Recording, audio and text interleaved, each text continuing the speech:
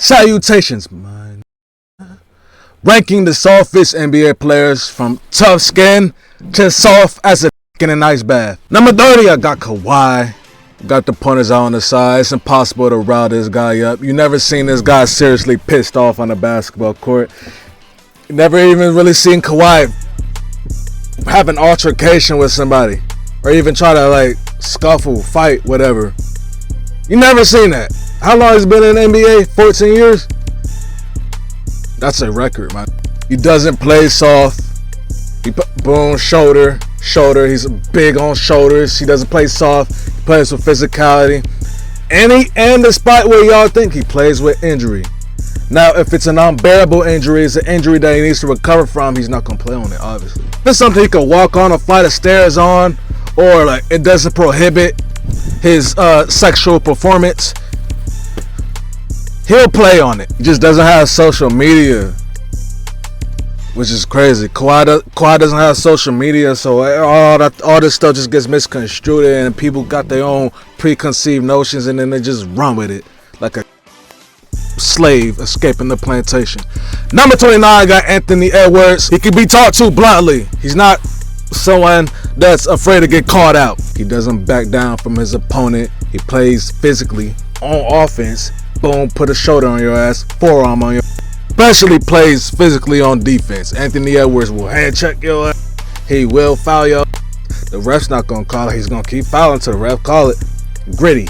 He doesn't try to force being classy like every other goddamn celebrity on earth. It's like, why can't people be themselves, bro? That PR training, that's weak. A dog's gonna be a dog. A pig's gonna be a pig. It's gonna roll in mud in its own feces. A shark's gonna be a shark. It's gonna swim, it's gonna eat. But these are the only people who don't be themselves. So shout out Anthony Edwards. Number 28, I got Nikola Jokic. He's censored because I don't want to confuse YouTube. Jokic, very physical. Uses the elbows, uses the shoulders, uses the body weight, uses the center of gravity, all that. Doesn't let trash talk get to his head. I don't think I've ever seen Jokic upset at words people were saying on the court. Now, physical touch, pushing, shoving, that's different. But in terms of words, never seen him get riled up. He doesn't let anybody bitch him around. Like, you saw what he did to the Morris twin. I forgot which Morris that was. With Jokic, you can't do him wrong. You gotta come correctly. Pause. It's like, damn, just because I don't talk much doesn't mean I won't smack the black out your ass. That's what he says in his head. Number 27, Dame. Never been. Always stood on 10 toes. Dame played through injury a lot. There was a stretch, before that big injury he had. I think his last season in Portland. Dame played like 80 games every year. Underrated durability. He thudded out with the goddamn Blazers. It's like, who the hell's doing that? How long was he there? 10 years? Over 10 years, over a decade. Who the hell's doing that? That's not soft. What? Is that Joe Rogan? That's not soft. Is that Nick Young? That's not soft. Number 27, I got Dame. Number 26, I got a Compo. He probably is the most physical player in the NBA. As you can see there, debatable with Sabonis, Jokic, and Kyrie. I don't ever remember seeing him being whiny. Like a bitch. I don't recall that ever. Whether it be towards a player or towards a ref or towards a coach or a fan, whatever. He also takes accountability. He doesn't take criticism to heart. Number 25, I got Isaiah Stewart. I mean, bro, he really is modern day Ben Wallace. And before you say something, oh, Marcus, I can't even see what you put down. Your face cam's over it. I know, bro. We just gotta work with what we got, bro. Like, if you got a small ass Johnson, bro, you better put that ton of work. That's besides the point. Anger issues. You can tell he had silver teeth as a kid. Elementary school, we all remember that one kid with silver teeth. Well, I don't know. Some people watching this video probably went to private school and shit.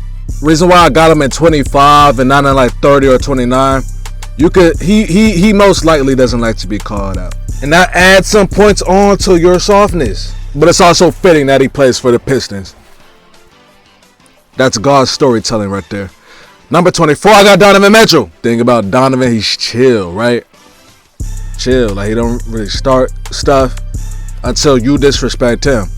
And what I've seen from Donovan Mitchell actually runs up on and gets physical. Everybody else just likes to talk, say, I'm going to do this, I'm going to do that. You're this, and so you're this profanity. Donovan Mitchell, he's just going to get physical with you, bro. And that's how it should be. And he doesn't play soft either. Number 23, I got Westbrook. I mean, bro, this guy's literally a bull that sees red 24/7. He plays through injury more than anyone else in the NBA. I'll never forget when he was in OKC. There was a play that happened. He got hit in the face. He got up. There was a goddamn dent in his face. Like you would see on a car. I don't know how long he was out after that, but he played pretty fast because he came back with a face mask. This is one thing people don't talk about with Russ. Russ has played through injuries, bro, his whole career. And he's still relatively healthy in terms of being on the floor and athletic-wise. Russell Westbrook is 36. I didn't think he was 36. I'm thinking Russ is 33, bro.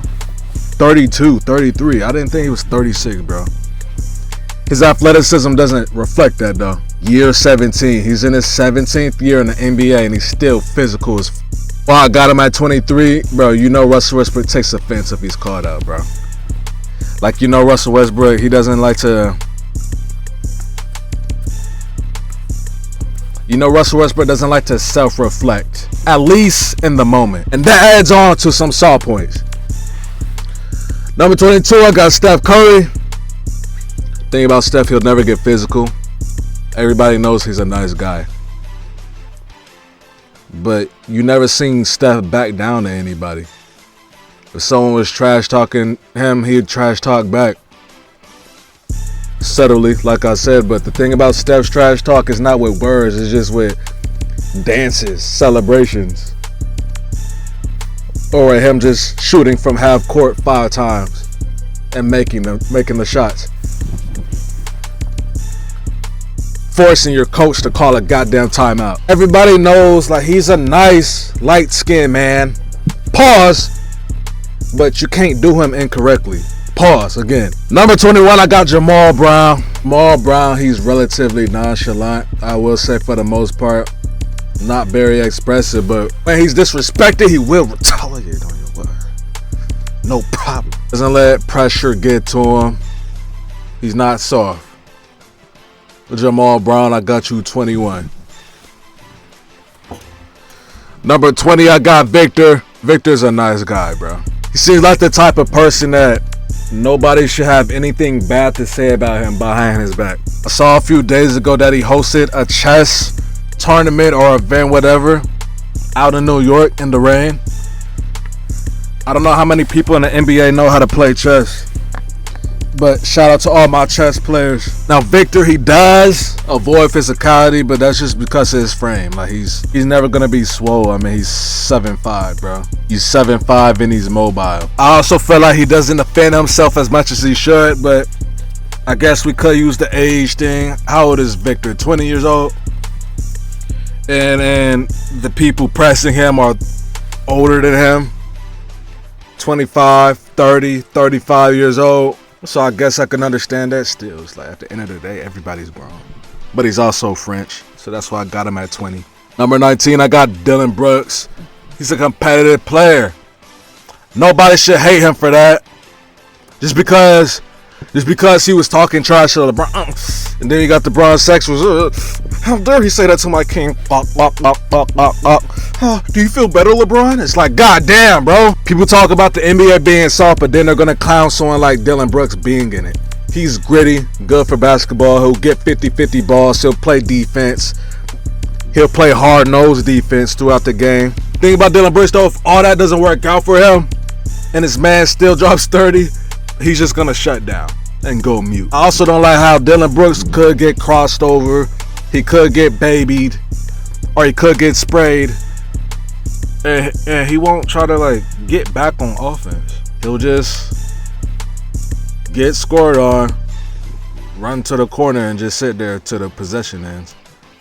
If he doesn't touch the ball, I don't like that. That's low key kind of soft. Like, I'm not gonna lie, you gotta demand the ball is somebody just embarrassed you on defense. You gotta demand the ball on offense.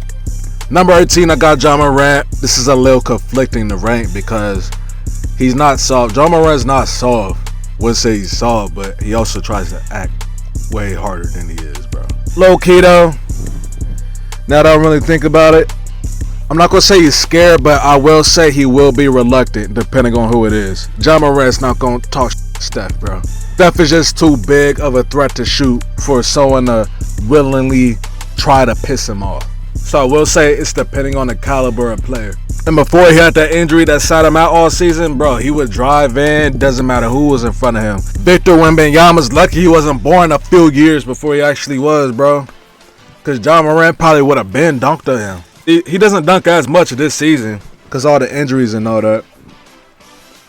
But job before those injuries, it could be anybody in any fashion. Number 17, I got Kevin Durant. I mean, just like with Jamal Brown, he's not very expressive most of the time. And here's something that I want to get unmisconstrued. Is that a goddamn word? Kevin Durant's not soft on the internet, bro. He's literally trolling, bro. People get on Kevin Durant for responding to hate comments and using burner accounts and all that, bro. He's literally trolling, bro. Marcus, no, he's not. He's just fucking soft, bro. It's trolling. I would know because I'm the exact same way. With the Golden State situation, when he signed to Golden State, all right, that wasn't trolling. He was actually in his feelings about all that talk. But other than that, ever since leaving Golden State, Kevin Durant hasn't been soft. I think because Kevin Durant was used to being the NBA's golden boy. Nobody in the NBA hated Kevin Durant before 2016. Actually, nobody. But past that point, anytime he reacts negatively to some random ass comment online, he's not really pissed off, bro. He's trolling. God damn. Number 16, I got Bronny James Sr. Now LeBron, he has this stigma on being soft, bro. Like La Flop, La Bum, La Bitch. But he's not actually a. Yeah, every now and then he will be whiny to the refs, but more times than not, he's just being passionate. And LeBron plays through injuries. You can't call somebody soft and they're playing through injuries. That's like the number one testament to mental strength that you can have in sports. Now, I will say, trash talk does get to Bronny James Sr., but it doesn't stop him from dropping 30 points, 7 rebounds, 7 assists. Doesn't stop him. Number 16, I got Bronny James Sr. Number 15, I got Luka. Now, the thing about Luka, he has a lot of duality when it comes to this, bro. Yes, it's official. Luka Doncic is the biggest crybaby in the fucking NBA. He will religiously argue with a ref after a shot is up. Instead of getting back on defense, he'll sit back and argue with the ref and have his team be at a 4-on-5 disadvantage.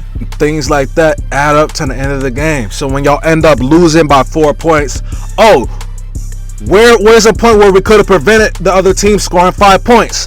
When you arguing with the ref. So there's no point in arguing.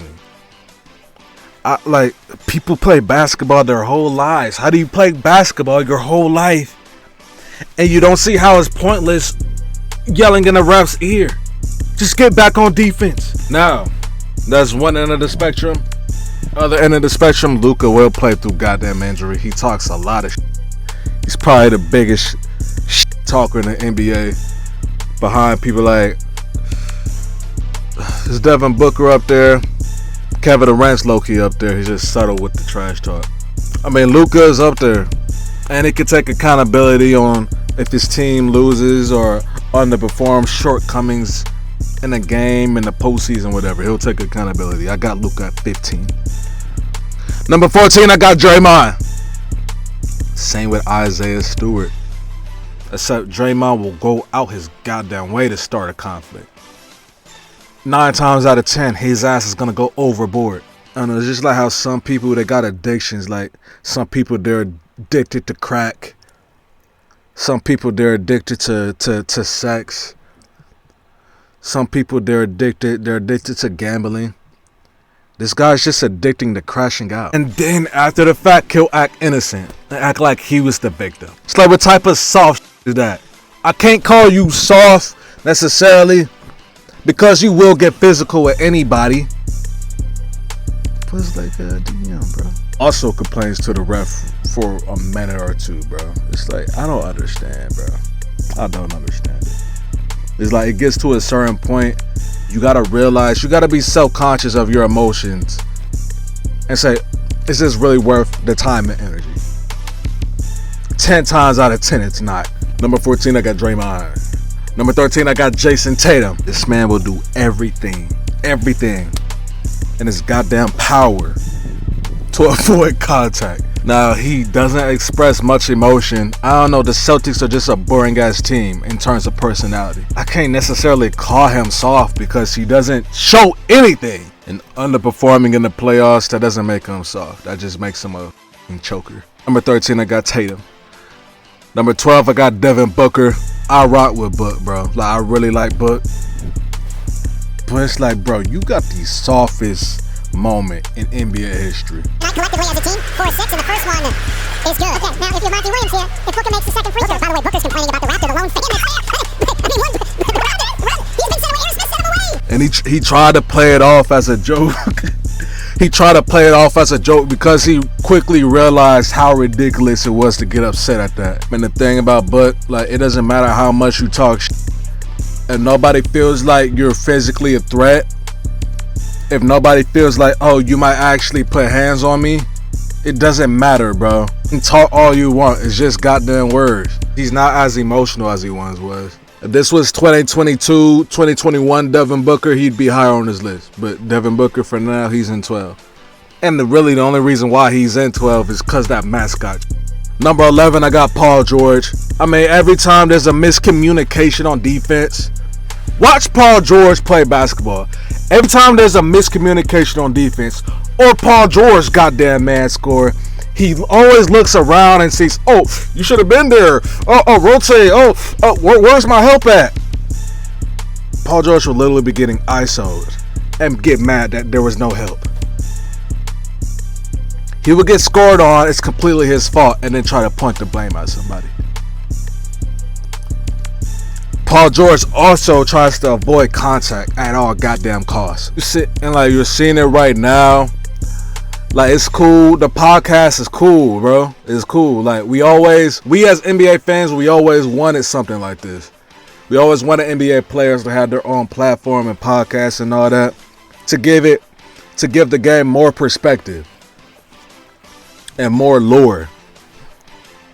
But bro, it's clear his love for basketball has diminished at this point of his career.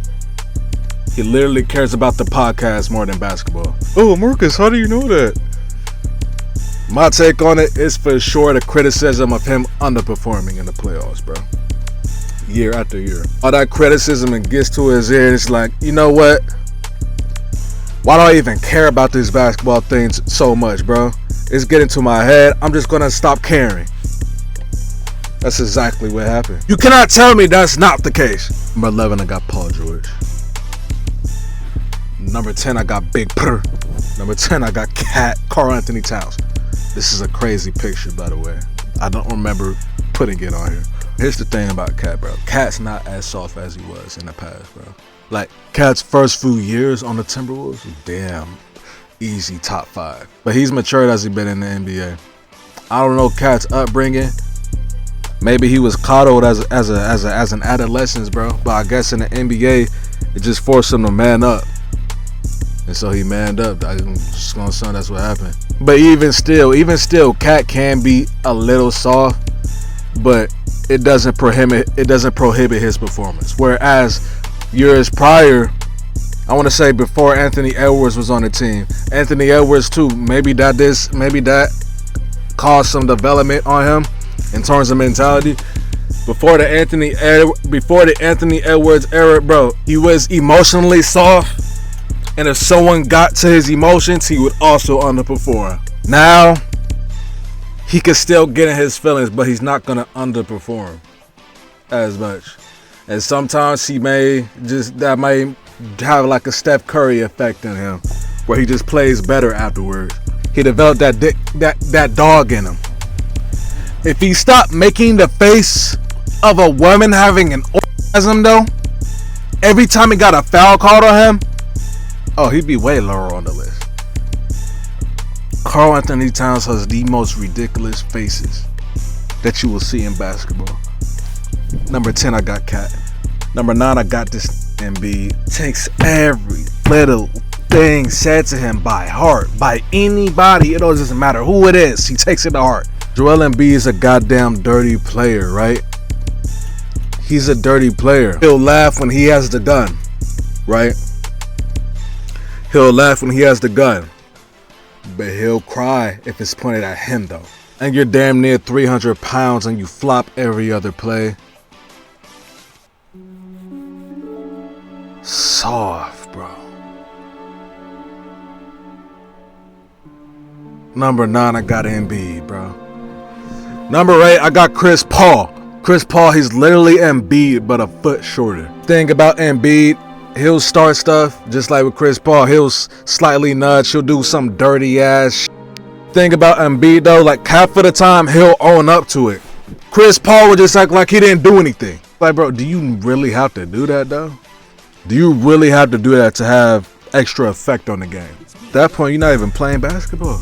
Number 8, I got Chris Paul.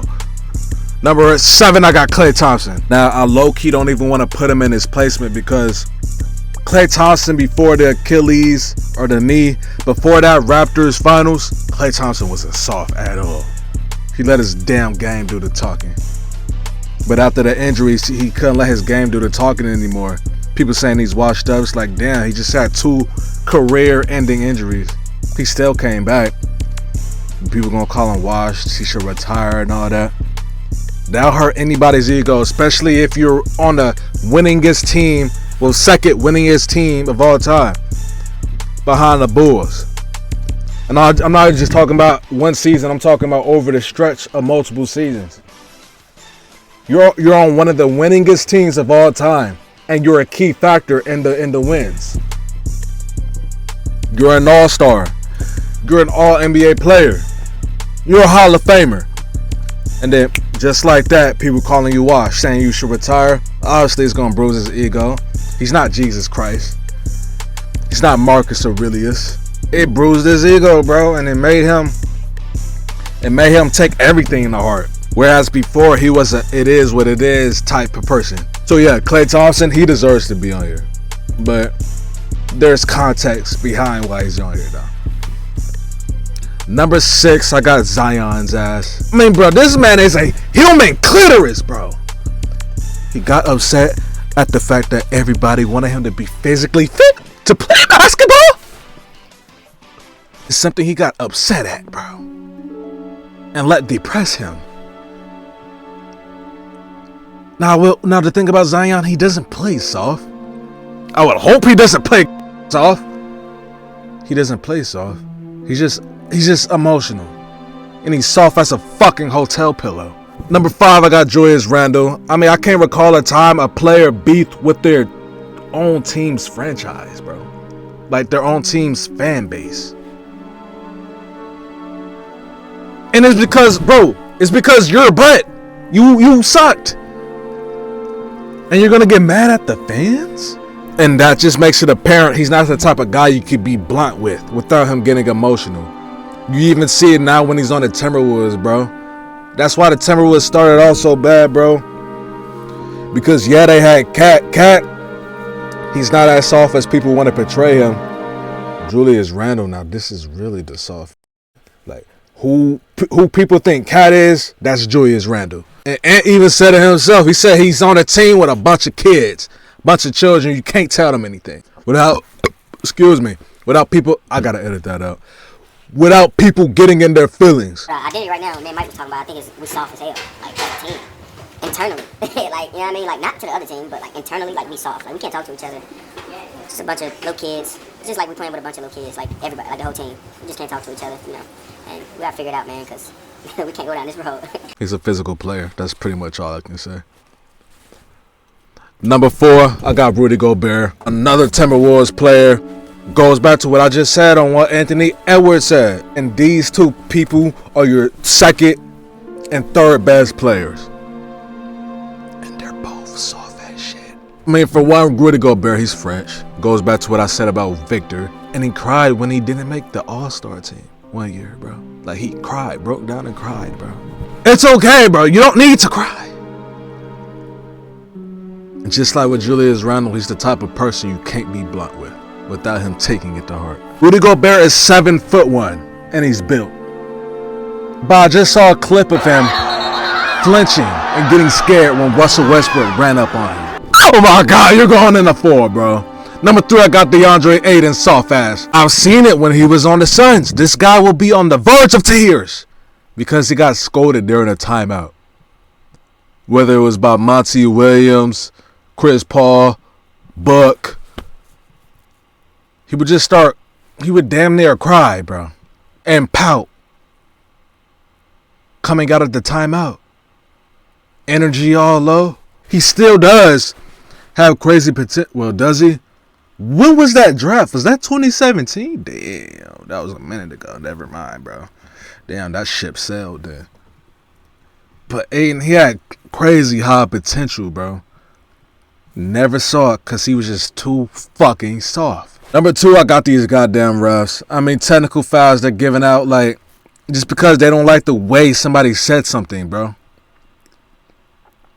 You throw the ball at a ref a certain way. It doesn't even have to be with malicious intent, bro. It's like, damn, you threw the ball a little too hard. That's a tech. I don't like how you're looking at me, tech. It's like, god damn, like, you're more sensitive than an ovulating clitoris. Off of edible. Number 1, I got Ben Simmons. Haha, shocker here. This man sat out 2 years because he cost the Sixers a game in round 2 of the playoffs. He didn't want to get fouled by Trae Young, so he passed the ball. Ben Simmons, you would have dunked on Trae Young. You're a foot taller than him, and you're athletic. But you're concerned about getting fouled on purpose. You can't impose your will on Trae Young, bro. Then he's going to sit out 2 years to avoid the heat from that. And I remember this like this was yesterday. Ben Simmons was the first pick in the 2015 draft. 2015. He missed his rookie season injury. He played 2016. He was drafted 2015. It's New Year's Eve when I'm recording this.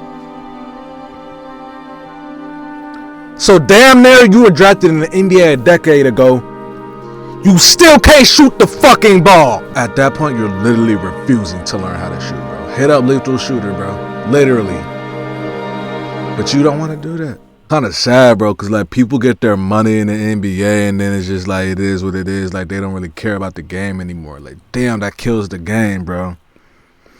You're already set for life, bro. At that point, just retire, bro.